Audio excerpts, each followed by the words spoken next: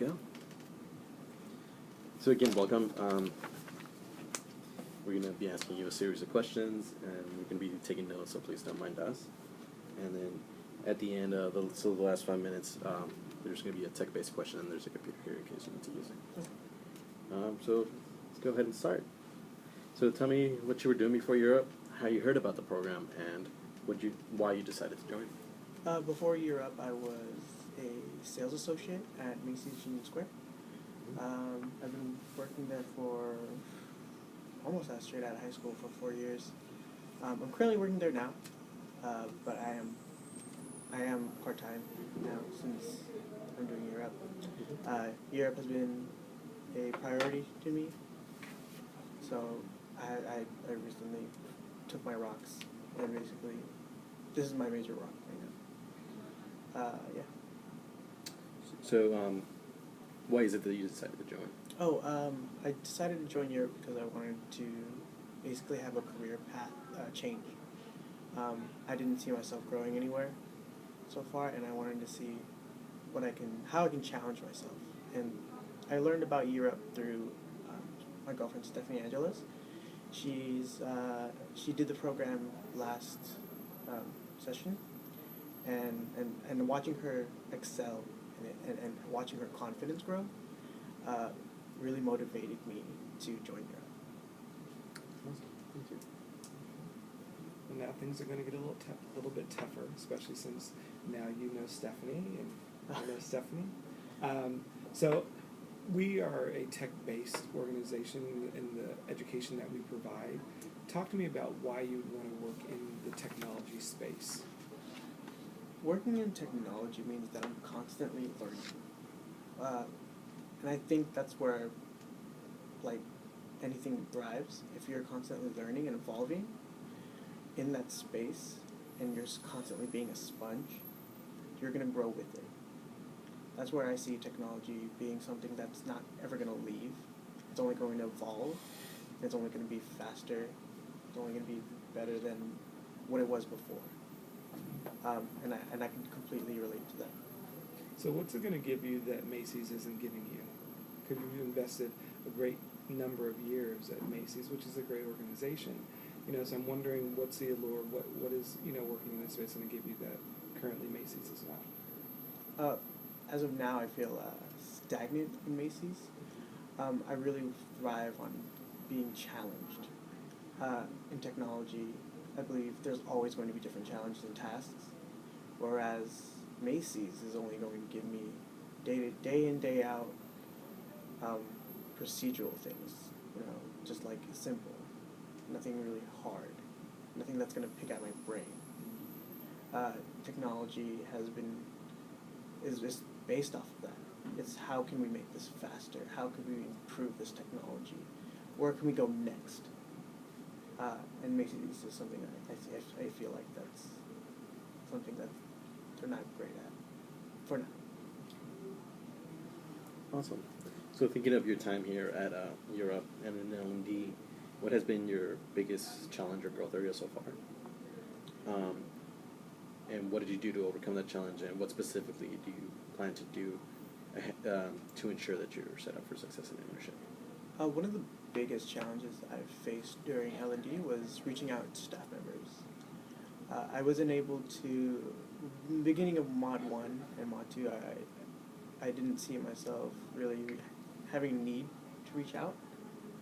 But then over time, it was I got my EPIC evaluation, and a lot of feedback on there was very consistent of how that if you created a network and used the resources that we have here, I would be a well-rounded individual, a better known individual here. You don't want to be a fly on the wall. You want to stand out. And the actions that I took to convert on that feedback was to constantly email my coaches and update them every end of the week, saying here's what I did, here are my takeaways, here are the things that I'm working on as of now. I also email my program manager as well.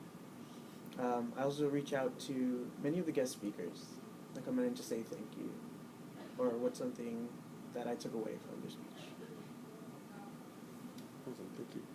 So prior to the interview today, you had an opportunity to look through several job descriptions that align with the tracks that we offer. So I'm curious which track was of most interest to you, and why do you think that you would be a good fit in that track? I would be interested in system admin. System networking was something extremely fascinating to me because it was new. I mean, I didn't know a lot about it, but I did know about how to set up a home network, like the ones in like the Comcast sent you. I knew how to do that because I had to do one at home. But here at Europe, they were actually able to teach me things about it that I wasn't ever thought about, like where do packets come from? What's it connected to outside of my house? And that's why I think that's really fascinating to me. I think I'd be successful in that track because it's a combination of IT, so like hardware stuff and software, and I think I like both of those things. I love web dev. Web dev is something that really like opened my eyes to a whole new like creative space. So web dev and hardware like hardware skills is a combination of something that I really like. And why not do both? Thank you. So for this next section, we're actually going to switch gears a little bit. And it's going to be more of a scenario-based question. I'll ask you a scenario and kind of just like walk me through what that would look like. Okay. So let's see here. So let's say if I asked you to schedule and run a weekly 15-minute stand-up or check-in meeting with a team so we can update on each other's projects we're working on, how would you do that? I would do that through Outlook. I can just should I? No, just like walk. Oh, like, okay.